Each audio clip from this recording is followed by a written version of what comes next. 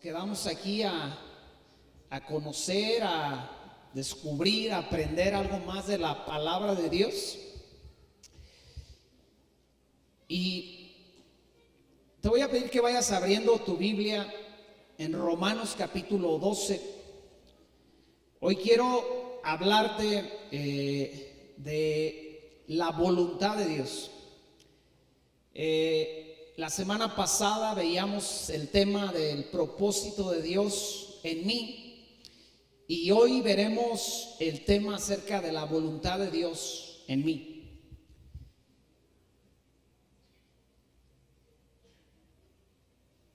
La semana pasada veíamos que según el Salmo 138, Dios cumplirá su propósito en mí. Y aprendíamos que propósito es, en el original, se traduce como bondad, como piedad, como amor, como misericordia, como favor y como fidelidad. Y que el propósito de Dios no tiene cuestionamientos. El propósito de Dios no tiene preguntas, no tiene dudas. Dios cumple su propósito cada día en tu vida. Tu vida esté en su mejor momento o en su peor momento. Dios cada día de su vida te ama, tiene bondad de ti, tiene piedad, tiene misericordia de ti, y el favor y la fidelidad de Dios están sobre tu vida. Ese es el propósito de Dios en mí y en ti.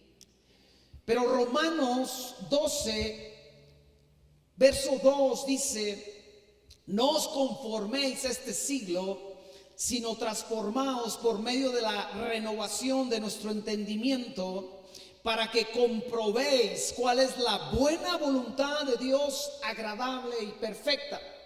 O sea que hay un propósito de Dios, pero hay una voluntad de Dios. El propósito de Dios se cumple cada día en mi vida y no hay duda de que se cumplirá. Pero la voluntad de Dios sí me lleva a preguntas y a dudas, y yo necesito descubrir la voluntad de Dios para mi vida, para este tiempo, para estos días, para esta situación específica que estamos viviendo en estos tiempos tan importantes.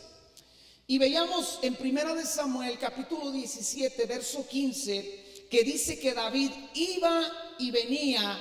David había ido y vuelto, dejando a Saúl para apacentar las ovejas de su padre en Belén. Y la semana pasada veíamos que David estaba entre ser un escudero, entre ser un músico, entre ser el pastor de las ovejas de su padre. Estaba ya siendo llamado a ser rey, aunque Saúl todavía estaba reinando. Y por si fuera poco, en este capítulo 17, él llega al campamento de los hebreos que estaban en guerra con los filisteos, y surge la necesidad de un guerrero que derrotara a Goliat. Usted puede leer la historia con calma en su casa. Y ahora surge otra duda en David. Bueno, ahora no nada más tengo la opción de ser el escudero del rey, o de ser el músico del rey, o el pastor de mi papá, o el rey de esta nación. Ahora surge la oportunidad de ser un guerrero que derrote al guerrero más importante del ejército enemigo. Y David en algún momento debió haberse preguntado: ¿cuál es la voluntad de Dios en este momento para mí? ¿Cómo descubro qué es lo que Dios quiere específicamente para mí? ¿Cuál es la voluntad de Dios para mi vida en este momento, en medio de estas opciones que me presenta la vida?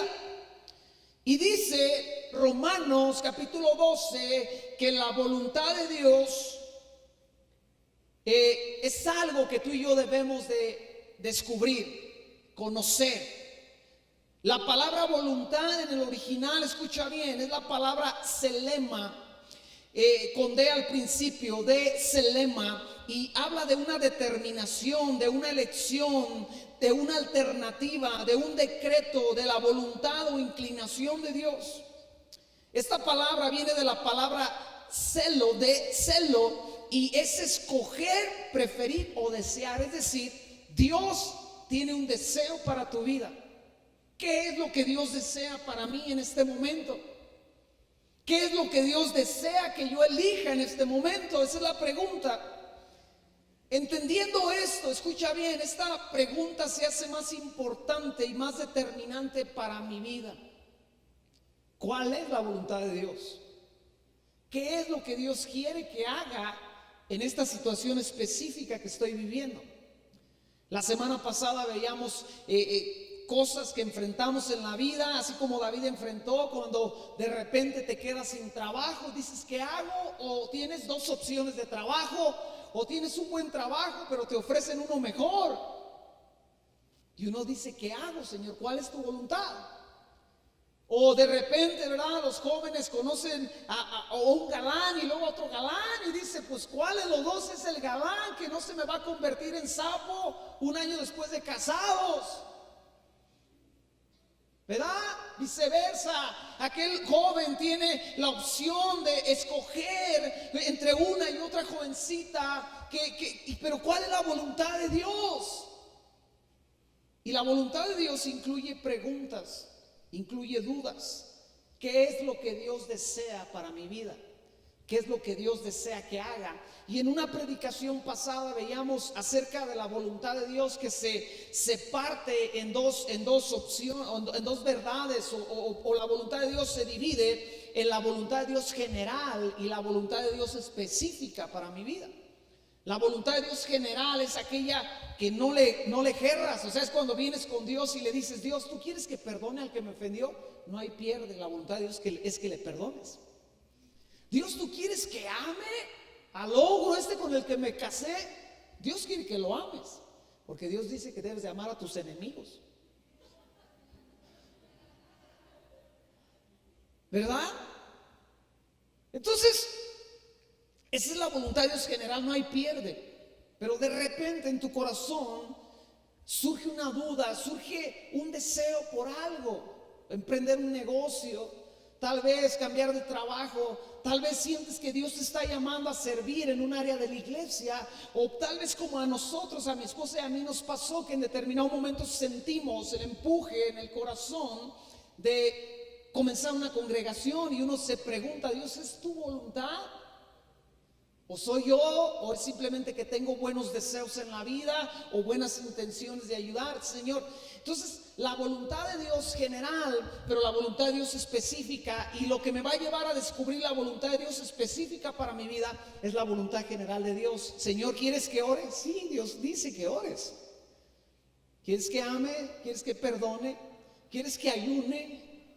¿Quieres que ande en la verdad? Sin duda Dios quiere todo eso. Pero no es lo mismo cuando dice, Señor, ¿con quién me caso? Pero esa es otra predicación. Pero analicemos el día de hoy acerca de la voluntad de Dios, que la voluntad de Dios tiene varias cualidades. Número uno, según Romanos, lo que acabamos de leer, Romanos capítulo 12, verso 1, dice, así que hermanos, os ruego por las misericordias de Dios. La NBI dice, por lo tanto hermanos, tomando en cuenta la misericordia de Dios, les ruego que cada uno de ustedes en adoración espiritual ofrezca su cuerpo como sacrificio vivo, santo y agradable a Dios. No se amolden al mundo actual, sino sean transformados mediante la renovación de su mente. Así podrán comprobar cuál es la voluntad de Dios, buena, agradable y perfecta. La voluntad de Dios tiene algunas características. Ahí le va. Número uno. Espéreme, me voy a regresar poquito. Voy a regresar a la pregunta. ¿Cómo descubro la voluntad de Dios? ¿Cómo descubro la voluntad de Dios? Número uno, dice la Biblia que la descubro tomando en cuenta la misericordia de Dios. Esto nos debería relajar mucho, porque a la hora de tener varias opciones a elegir, llámese trabajo, llámese ministerio, llámese qué hago con un hijo que no entiende, o qué rebelde, o qué me falta, o como esposo, cómo logro ser mejor, Señor, ayúdame, qué hago para que mi matrimonio funcione mejor, qué necesito. Todo comienza cuando tú tomas en cuenta la misericordia de Dios. Esa no cambia. estés en medio de una duda o en medio ya de conocer específicamente la voluntad de Dios, la misericordia de Dios sobre tu vida no cambia. Y ahí es donde tú empiezas a entender la voluntad de Dios. Número 2, dice la Biblia que para descubrir la voluntad de Dios me tengo que ofrecer como un sacrificio vivo. Di conmigo, sacrificio vivo. Escuché a un pastor decir, ¿sabes cuál es el problema con un sacrificio vivo? Que puede mover los pies y se quita del altar. Ese es el problema con un sacrificio vivo. Pero alguien que descubre la voluntad de Dios es un sacrificio vivo que llega al altar de Dios y le dice, aquí estoy, Señor, para morir delante de ti. Tengo celos, tengo envidia, tengo lascivia y yo necesito morir a todo eso delante de tu altar para descubrir cuál es tu voluntad. Hay pecado que me domina, así que yo vengo a tu altar, soy un sacrificio vivo y tú me vas a quitar, a matar todo esto que no me ayuda a conocer tu voluntad. Me ofrezco como un sacrificio vivo. Dile al que está a tu lado, hola, sacrificio vivo. Dile, no corras del altar. Los sacrificios eran para morir en el altar. Y tú y yo venimos a Dios, al altar de Dios, a morir al rencor, a la envidia, a la lascivia, a la mentira y a todo aquello que quiere dominar nuestra vida. Y alguien que se ofrece así en adoración espiritual, alguien que adora a Dios, está más cerca de descubrir la voluntad de Dios para su vida. Alguien que no adora a Dios, será muy poco probable que descubra la voluntad de Dios. Número 3, ¿cómo descubro la voluntad de Dios? Renuncio al sistema de este mundo. Dice la palabra de Dios, no se amolden al mundo actual, sino renueven su mente. Alguien que va camino a descubrir la voluntad de Dios es alguien que no se amolda al mundo. El mundo dice, el que no tranza, no avanza. Alguien que va en ese concepto no va a descubrir la voluntad de Dios, va a descubrir la voluntad de este mundo. Pero alguien que dice, Dios, yo no me someto a tu voluntad, quiero ser alguien leal, quiero ser alguien fiel, alguien lleno de bondad, de misericordia, de gracia, de amor en medio de este mundo corrompido, esa persona descubrirá la voluntad de Dios específica para su vida. No se va a perder. Renuncia a los conceptos de este mundo. Escucha, ¿cuál es el concepto de este mundo? Lo material. ¿Ha notado que este mundo anhela lo material? Si tienes dinero, entonces eres la máxima sensación en este mundo. Y si no tienes dinero, este mundo te ofrece un sinfín de formas lícitas o ilícitas para que tú tengas la riqueza, el poder y la influencia. Y alguien que comienza a perseguir eso, empieza a perder de vista la voluntad de Dios para su vida. Ahora, Dios no está peleado con que alguien prospere y se enriquezca. Pero la diferencia es que esa persona no vive para enriquecerse, vive para Dios y hacer su voluntad. Y Dios en su gran misericordia le da la gracia de lograr algunas cosas. Esa es la diferencia. El sistema de este mundo es lo cómodo, lo que deleita la carne, es el poder, el dinero, la fama, la influencia, la vanidad, los placeres, lo humano. Ese es el sistema de este mundo. Le confieso que ayer me puse a ver la serie de Luis Miguel y yo estaba diciendo, todo esto para ser famoso. Y obviamente al ser famoso, tener dinero. O sea, su objetivo en la vida es ser famoso y tener dinero. Y yo dije, pues es un objetivo bien pobre. Porque comparado con el objetivo en la vida de conocer a Dios y servir a Dios, el ser famoso y tener todo el dinero del mundo no llega a nada, porque lo mejor que le puede pasar al ser humano no es ser famoso, sino conocer al Dios que es famoso sobre todas las naciones. Eso es una verdadera razón de vivir.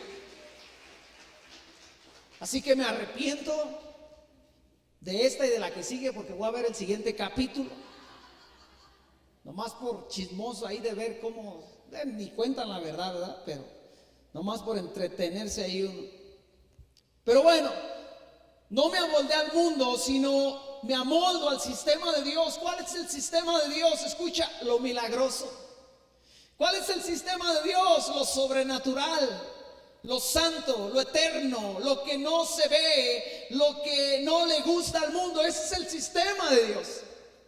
Le voy a decir qué tan metidos estamos en el sistema del mundo. Cuando usted se enferma, ¿qué es lo primero que hace?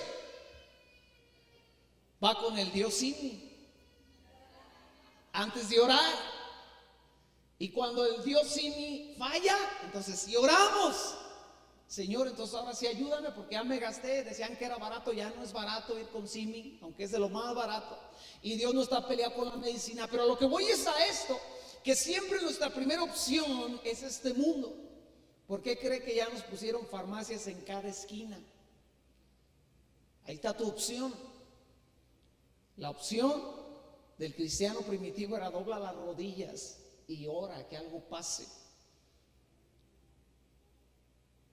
Ese es el sistema de Dios, lo sobrenatural, lo milagroso. Cuando usted no tiene dinero por una necesidad genuina, puede ser desde no comer hasta tal vez tener algo básico, que es lo primero que piensa. Caja Popular, no sé qué. ¿Cuánto cobran de intereses? ¿Sabe? Cuando el sistema de Dios es: no tienes dinero, arrodíllate delante del Dios que todo lo puede y que todo lo tiene y que te puede dar aquellas cosas que tú necesitas, y ora y llora y clama delante de Él antes de ir a la Caja Popular no sé qué. Un Dios de lo sobrenatural. Ese es el sistema de Dios. No puedes, yo sí puedo. No tienes, yo lo tengo. Y vuelvo a recalcarlo, no se trata del tema del evangelio de la prosperidad. No, se trata de un Dios que en su gran misericordia, cuando su hijo tiene una necesidad genuina, y una necesidad genuina no es el carro último modelo, una necesidad genuina es una necesidad genuina, algo que yo necesito para servirle. Hace ya muchos años, en una congregación que nosotros servimos, nosotros éramos pastores de jóvenes y traíamos un bolchito, y como pastores de jóvenes metíamos chavitos ahí de adolescentes y unos ya no tan adolescentes, y metíamos en el asiento de adelante del bolchito, en el del copiloto, metíamos 3 jóvenes, bueno, mi esposa y otros 2. Y en el asiento de atrás metíamos 4 y luego otros 4. Y en el espacio de mero atrás, donde van las bocinas, no traía la tapadera esa, metíamos a los más chiquitillos, ahí 2 iban todos engarruñados. Daniela se acuerda de eso. Yo le dije: Dios, yo no puedo andar así con estos chavos, yo necesito una camioneta. Y Dios nos dio la sabiduría y los medios para adquirir una camioneta, pero la camioneta no era para andar de farol o de padrón, era para servir a Dios.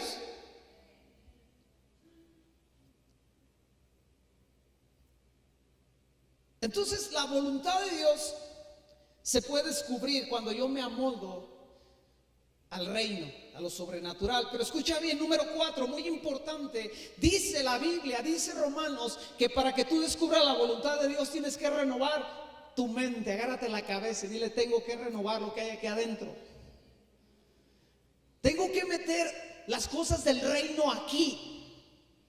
Mi cabeza no puede estar llena de las cosas de este mundo. ¿Quieres saber qué es lo que el mundo dice? Pues métete a Facebook, métete a Instagram, escárbala ahí. ¿Y sabes qué encuentras en todo eso? Vanidad, lo material. ¿Quieres ser famoso? Ahora los jóvenes, en vez de querer ser arquitectos, quieren ser TikToker, quieren ser influencer. Ahora los jovencitos quieren ser youtubers. Y tú ves los videos que están jalando con más intensidad a la generación, y son los más obsoletos en el sentido espiritual. Y tú subes algo que tiene un contenido de lo espiritual, de lo verdadero, y reproduce unas cuantas veces. Eso es lo que está jalando al mundo.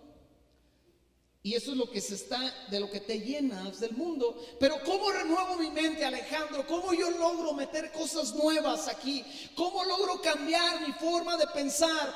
Isaías 65:9 dice: como son más altos los cielos de la tierra, así son mis caminos, más altos que vuestros caminos, y mis pensamientos más que vuestros pensamientos. Dios está hablando en Isaías y le está diciendo al pueblo de Israel: mira, mis pensamientos están acá y tú estás pensando así. Yo pienso así y tú estás, Israel, acá abajo. Y sabe, el día de hoy muchos cristianos estamos así. Dios piensa así y nosotros estamos pensando así. Dios dice: te estoy llamando, joven, a ser un ministro de mi palabra. Y el joven quiere ser un TikToker famoso, un youtuber, un influencer de su generación. Me mandaron un video de me dijo alguien, un hombre cristiano, me dijo: sabes, te recomiendo esto, y de una persona que le echa muchas ganas ahí en el tema de compartir y de hacer. Y lo vi y alguien me preguntó: ¿qué te pareció? Le dije: ese no es un predicador, ese es un motivador. ¿Sabe cuál es la diferencia? Que un predicador de la palabra te va a hablar la palabra y te va a confrontar, te va a animar a través de la palabra, y un motivador te va a mover las emociones y te va a decir: tú eres la máxima tentación. Y el cristiano no sobrevive a través de emociones, sobrevive a través de plantarse en la fe en Cristo Jesús, abrazar la palabra, porque va a llover y va a granizar, y las emociones ahí no sirven. Entonces, si tú sigues a un motivador que simplemente te mueve las emociones a través de pequeños spots, porque ahora las predicaciones no pueden ser largas porque la generación no las aguanta, porque son muy largas, pero pones un spot donde tú dices: la máxima tentación, Cristo está contigo, nada te detiene, de 5 minutos, y lo van a ver. Y más si les pones un video bien picudo y con música bien agradable, lo van a ver, lo van a ver, lo van a ver. Pero en 5 minutos tú no puedes dar una buena enseñanza de la palabra de Dios. La palabra de Dios requiere tiempo, requiere dedicación, requiere paciencia, requiere ser un discípulo para poder ser enseñado.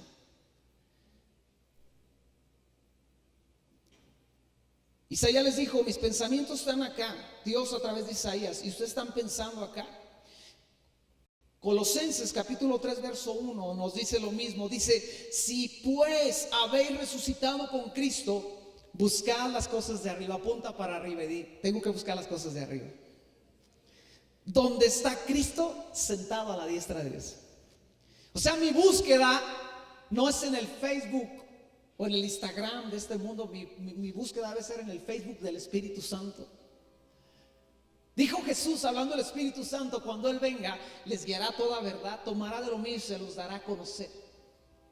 O sea, yo descubro la voluntad de Dios cuando me enfoco en el Espíritu Santo y le pregunto: Espíritu Santo, ¿qué piensa el Padre? ¿Qué piensa Jesús? ¿Qué piensas tú de mí? Porque este mundo te va a decir que si no tienes o eres lo que ellos dicen que son, o debes de ser, eres un fracasado. Pero si vas y le preguntas al Espíritu Santo: ¿quién eres tú?, Él te va a decir: ¿quién eres tú? Ahora sí se los digo. La voluntad de Dios tiene características, y tú debes conocer esas características. Número 1, según lo que acabamos de leer, la voluntad de Dios es comprobable. Tú puedes comprobar la voluntad de Dios. O sea, no es una metáfora, no es una ideología, no es algo que se quede en el aire. La voluntad de Dios es algo que se aterriza en la vida del creyente, en su diario vivir, en su vida cotidiana. Se comprueba la voluntad de Dios. Me recuerdo cuando a usted y a mí nos enseñaron a multiplicar, ¿se acuerdan? Y luego te decía la maestra, los maestros, ahora compruébalo. Porque ese resultado se tenía que comprobar que tu multiplicación estaba bien. No le digo que cuando me enseñaron a dividir, porque yo nunca aprendí a dividir. Aprendí a dividir con mi esposa cuando estaba enseñando a mis hijos.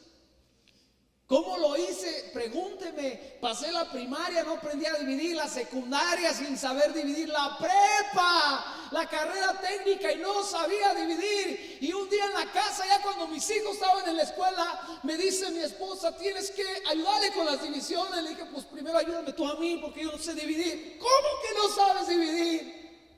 Pues un pastel sí, una torta sí te la divido. Y ella, sentada ahí junto a mi hijo el mayor, nos enseñó a dividir. Creo que hasta se me olvidó otra vez. Y para las divisiones también dicen, compruébala. Bueno, la voluntad de Dios se comprueba.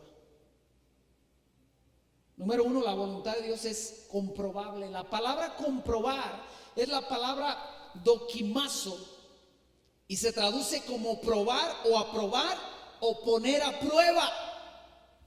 Ahí le va, se traduce como saber distinguir. Se traduce como distinguir.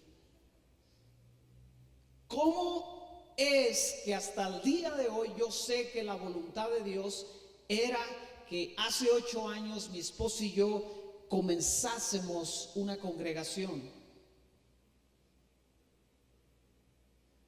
Porque si el día de hoy tuviésemos que cerrar esta congregación, yo ya trabajé 8 años para Dios, bendiciendo, ayudando, transformando bajo la gracia de Dios a una persona, a 2 personas, a una familia, a 2 familias.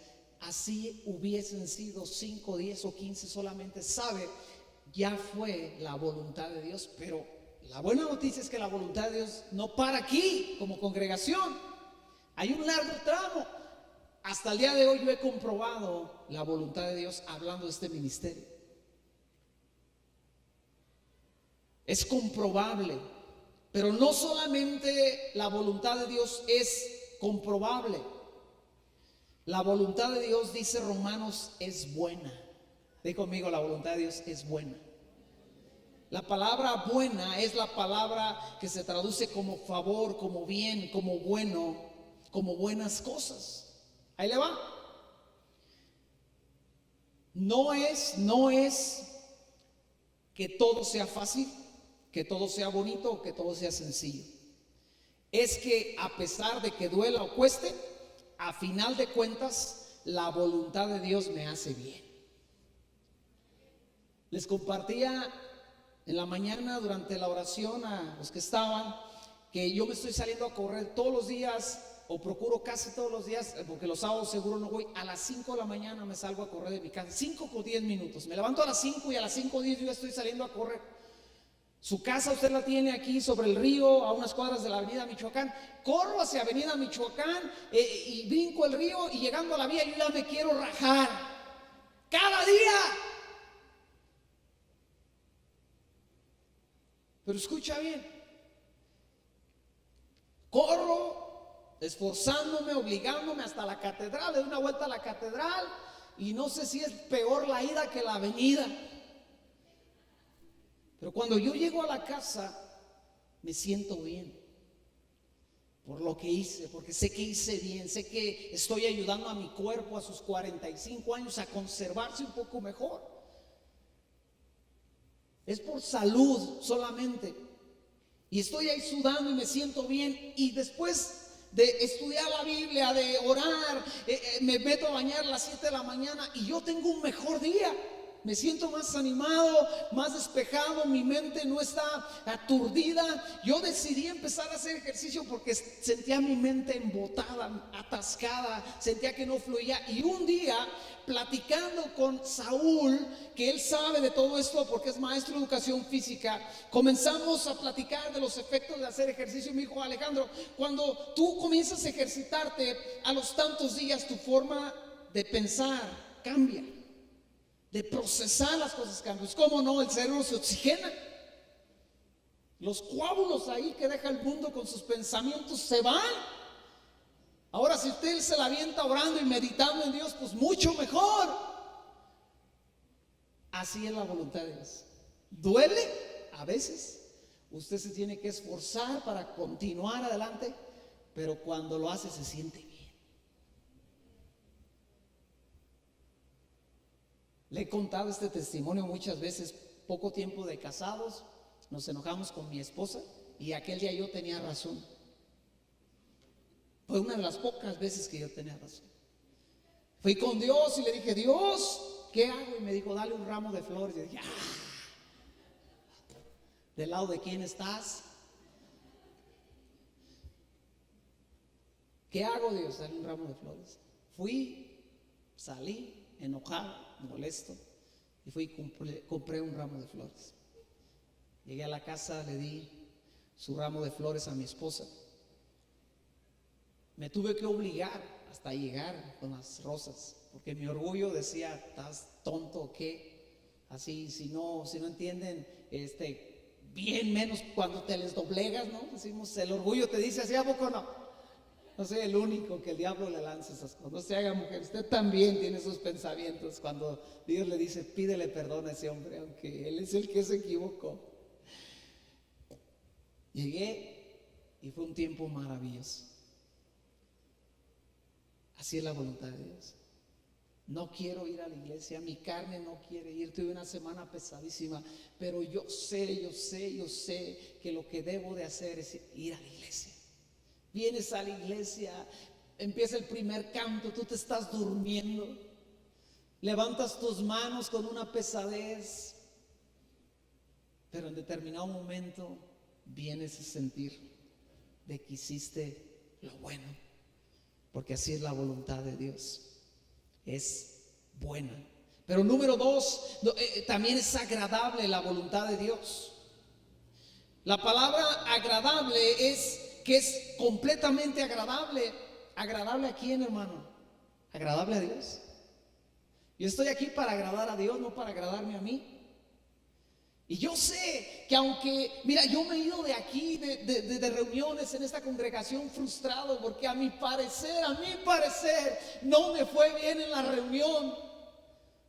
A mi parecer, algunas veces, gracias a Dios, no han sido muchas, pero sí ha habido reuniones que yo me voy frustrado y digo: ¿por qué hice lo que hice? ¿Por qué dije lo que dije? ¿Por qué prediqué lo que prediqué? Pero la pregunta es: Alejandro, ¿la voluntad de Dios es agradable para ti o para Él? Porque si fuera agradable para mí, pues dice la Biblia: comamos y bebamos, que mañana moriremos. No, pues sí, pero mi vida, la voluntad de Dios en mi vida es agradar a Dios. ¿Quién le gusta perdonar? A nadie. Quisiéramos morder, masticar al infeliz, a los infelices que me hicieron daño.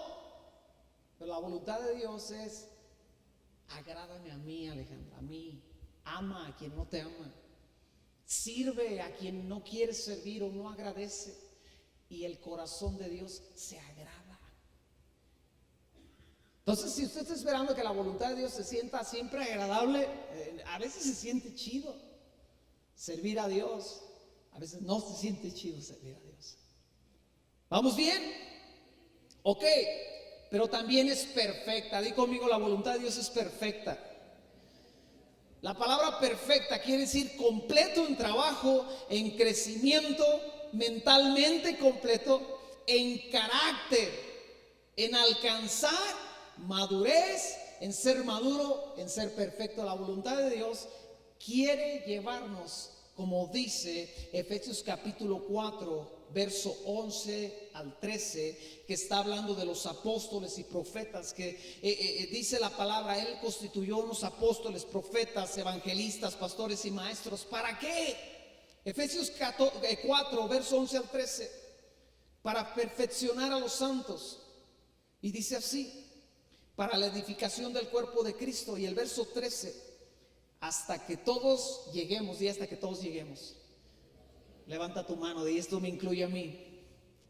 Hasta que todos lleguemos a la unidad de la fe y del conocimiento de Dios, a un varón perfecto, a la medida de la estatura de la plenitud de Cristo. Cuando yo estaba chavillo, mi papá tenía una raya pintada en la pared, y cuando yo le llegué a esa raya, mi papá me dijo: es hora de ir al taller conmigo. Tenía la estatura que ese hombre había marcado en la pared, a la cual llegó mi hermano el mayor, luego mi hermano, el que seguía de él, después el otro, y yo ya quería ir al taller, y mi papá me paraba: párate ahí, y me paraba y me decía: todavía no puedes ir porque todavía no llegas a la rayita. Y yo anhelaba crecer, yo anhelaba ir más allá. ¿Sabe? Hay una rayita que Cristo pintó, a la cual usted y yo le tenemos que llegar. La meta de Dios, la voluntad de Dios sobre mi vida es que yo ame como Cristo ama. Que usted ame como Cristo ama. Que usted se entregue como Cristo se entregó. En adoración, en sacrificio, vivo, agradable a Dios. Que usted perdone como Cristo perdonó. Que usted tenga la fe que Cristo tuvo para ir a la cruz. Esa es la voluntad de Dios para mi vida, para tu vida. La voluntad de Dios es perfecta. Eso quiere decir, la voluntad de Dios me da la estatura de Cristo. Así que cuando usted siente en su corazón envidia, siente en su corazón que no puede perdonar, rencor, váyase y párese a la rayita de Cristo y dile: Dios, ayúdame, porque estoy quedando bien por debajo. No amo como tú amas, Jesús. No me entrego como tú te entregaste. Pero escucha bien, vamos a ver, para terminar, unos ejemplos de la voluntad de Dios. Y acompáñame a Romanos capítulo 22, Hechos capítulo 22. Quiero hablarte de un poco de Pablo, que veamos el ejemplo en el verso 6 del capítulo 22, cómo es que Pablo llegó a descubrir la voluntad de Dios. Ahí le va.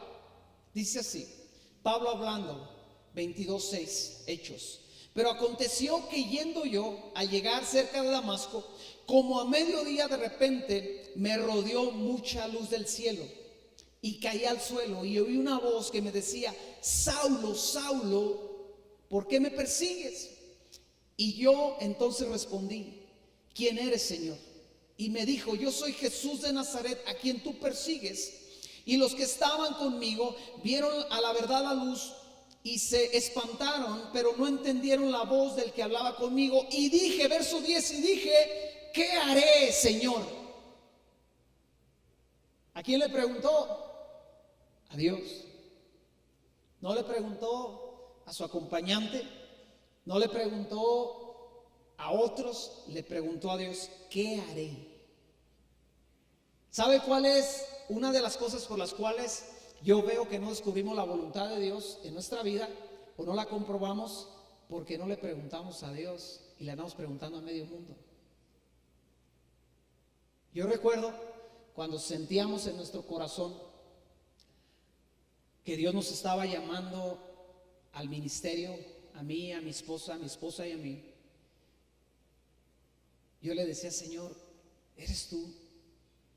Porque hay en mí este deseo de servirte, pero no solamente servirte en esa preciosa labor de colaborar en la iglesia, de tal vez lavar la iglesia, de tal vez dirigir la alabanza. Había un deseo en nosotros de servir más allá. Y recuerdo, hubo un congreso para jóvenes en ese año, en Explosión Juvenil se llamaba, y yo fui y le dije: Dios, dame una respuesta. Voy a aquel lugar a muchas cosas, pero más que nada voy a que me des una respuesta. Yo era pastor de jóvenes, éramos encargados de jóvenes, llevábamos un autobús lleno de jóvenes a aquel lugar que implicaba todo un reto y toda una situación y todo un desgaste. Y recuerdo que en determinado momento del congreso, Yo estaba sentado como a la mitad del auditorio, un auditorio con no sé, 6,000 jóvenes tal vez, y estábamos sentados con todos los jóvenes de nuestra congregación por ahí, y el pastor, el que era mi pastor, estaba mero adelante en el área de pastores, un hombre muy alto, y de repente veo que se levanta, se da la vuelta y comienza a caminar por el pasillo. Yo estaba pegado en la primera silla del pasillo, y cuando va junto de mí me dice: ven, y me lleva al área de comida. Y me dice: ¿qué hay en tu corazón? Y le dije: Dios está poniendo en mi corazón que le sirva más allá. Y yo creo que me está llamando para que aparte mi vida y le sirva. Y él me dijo, sentado ahí enfrente: Dios me dijo que te invitara a trabajar con nosotros en la iglesia. Unos meses después me dio una fecha aquel día y me dijo: en tal fecha te vamos a nombrar copastor de la iglesia, y tú serás con tu esposa copastor de la iglesia, y van a colaborar con nosotros.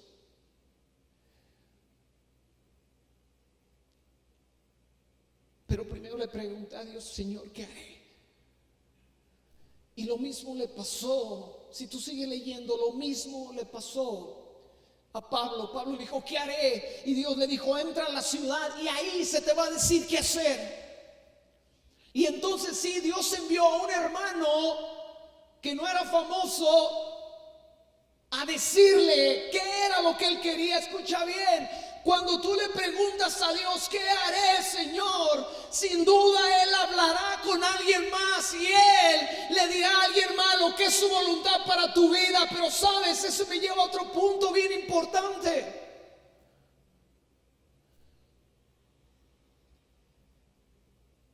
Que hay veces que ni le preguntamos a Dios y ni le preguntamos a nadie, y hacemos simplemente las cosas que queremos hacer.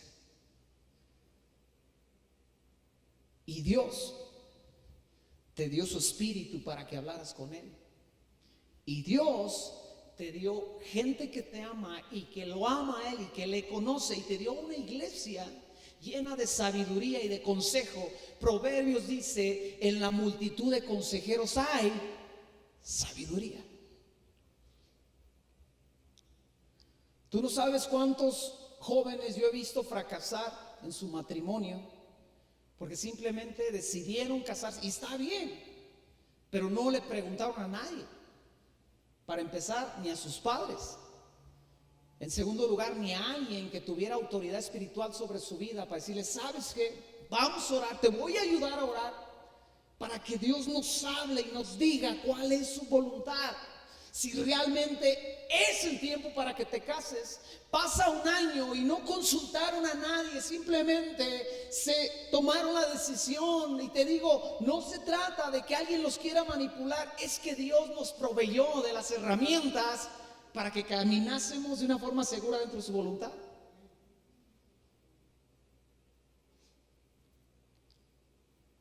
Y Pablo descubrió la voluntad de Dios. Pero escucha, el gran Saulo, ahora de rodillas, ciego y dependiendo de un hermanito para conocer la voluntad de Dios. ¿Sabes? Así es Dios.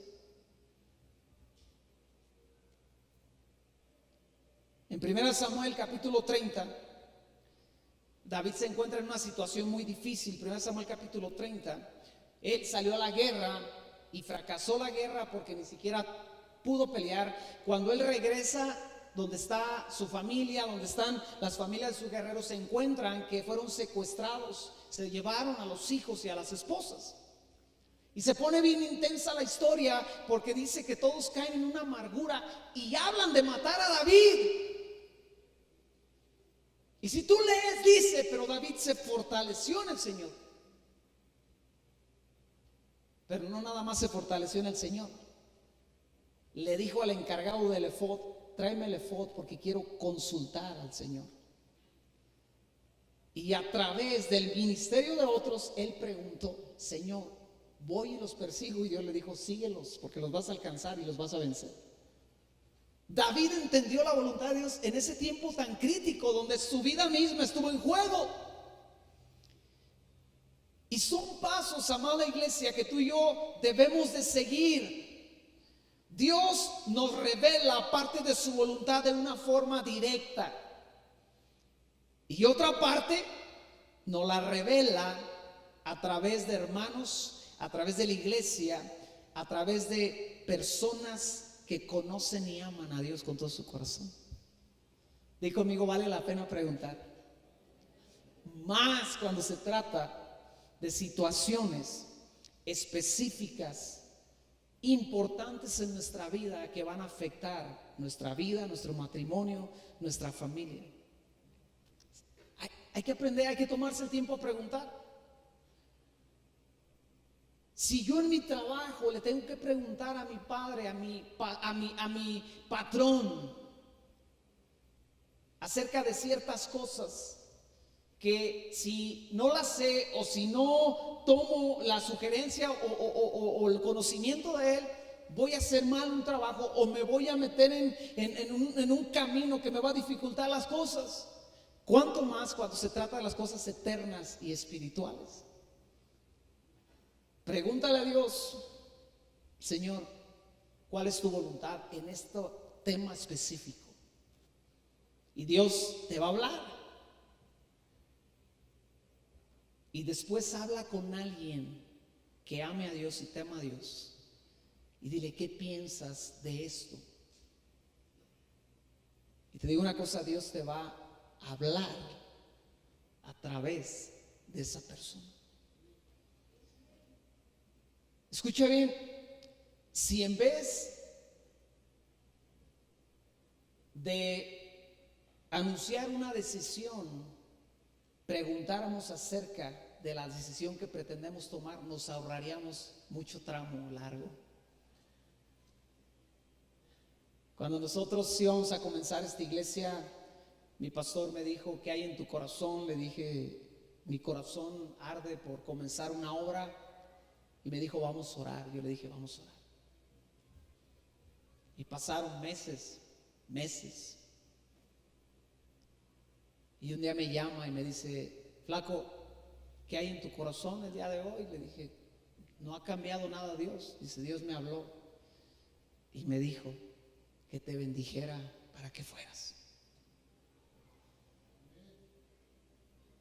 Pero escucha bien, si yo hubiese escuchado la voz, mi voz, simplemente mi deseo, mi corazón, y me hubiese arrancado como caballo loco, esta obra no hubiese perdurado. Pero sin embargo esperé con paciencia una respuesta que Dios a mí ya me había dado, pero que yo necesitaba que alguien más confirmara. La voluntad de Dios es buena, es agradable y es perfecta. Nos ponemos de pie. Queremos enviar un saludo a toda la iglesia que está por todos lados y que en este tiempo de necesidad han tenido el detalle de ver, escuchar nuestras predicaciones. Donde quiera que estés, te envío un saludo. Gracias por a veces han hecho comentarios muy agradables y ha sido muy motivador para mí, para nosotros. Así que nos despedimos, que estés muy bien y la siguiente semana, primero Dios, nos veremos por acá. Dios te bendiga.